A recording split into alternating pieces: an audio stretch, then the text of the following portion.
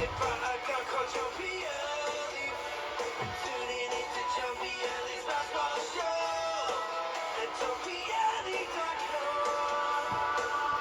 going on, everybody? There's been a lot of discussion, probably over the last handful of seasons, since baseball decided to put that ghost runner on second base in extra innings, and made it pretty clear how I feel about it. I know there's a lot of people out there that feel the same way, but instead of bitching and complaining about it, let's come up with a solution, because this rule was put in probably mostly because teams have too many pitchers. They don't let their pitchers go deep enough into games.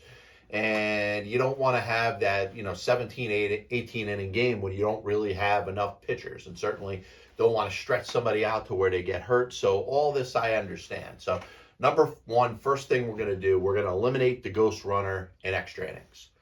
After that, it's going to be a two-part thing. The first part is we're going to allow teams to keep a 27th player. So a pitcher that's designated to just pitch in extra innings. You can't use that pitcher in a 9-inning game. There's no circumstance over the course of innings 1 through 9 where this pitcher could pitch in a game, but in extra innings, they could designate a certain pitcher that could pitch just in extra innings. So you get an extra pitcher. That could be somebody that's either on a 40-man roster. It could be somebody from off the roster. Let baseball legislate that and figure out how it's going to be. The other part, if you think of what works in hockey, what makes hockey's overtime interesting is the fact that the ice is open.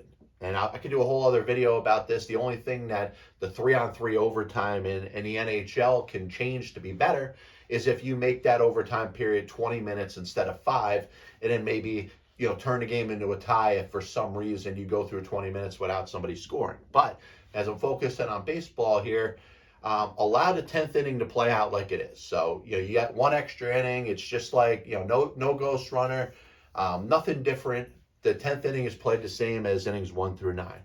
Inning 11 comes, force the defensive team to have to take one player off the field. You got a pitcher, you got a catcher, that's mandatory. If they want to take an infielder out, if they want to take an outfielder out, it's a pitcher, catcher, and 6 other players for innings 11 through 12. You happen to get into innings 13 and above, then have that defensive team take out a second player. So it could be 2 outfielders, it could be an infielder and an outfielder. By that point, for innings 13 and on, you're going to have a pitcher, a catcher, and then 5 other players in the infield and outfield. Those players can still come to bat. Those players aren't removed from the game. In fact, if you want to switch between certain players from, the innings on, as long as they're still in the game and allowed to bat, they're going to, you could flip them out, innings 13, 14, 15. But the bottom line, 13 innings on, you play with 7 players. That should open up more scoring, should open up more opportunities, and hopefully end the games a little bit quicker than they are. And everybody on the field deserves to be on the field at the moment. You're not putting a runner at second base for no reason. So hopefully, I want you to comment below. Let me know what you think of this idea, the 2-part idea about solving baseball in extra innings. And also let me know, you want to see more videos like this. I think one topic is working pretty good for the PBS. They're easier to search. I think it's a good idea. You let me know what else you want to hear. Obviously, if you check it out, the Past Ball Show, it's on YouTube, it's on Spotify, Apple Music, Amazon Music.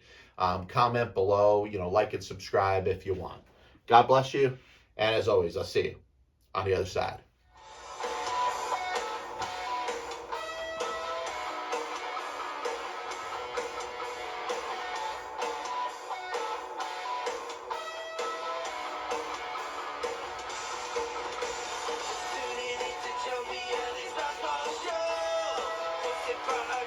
Utopia.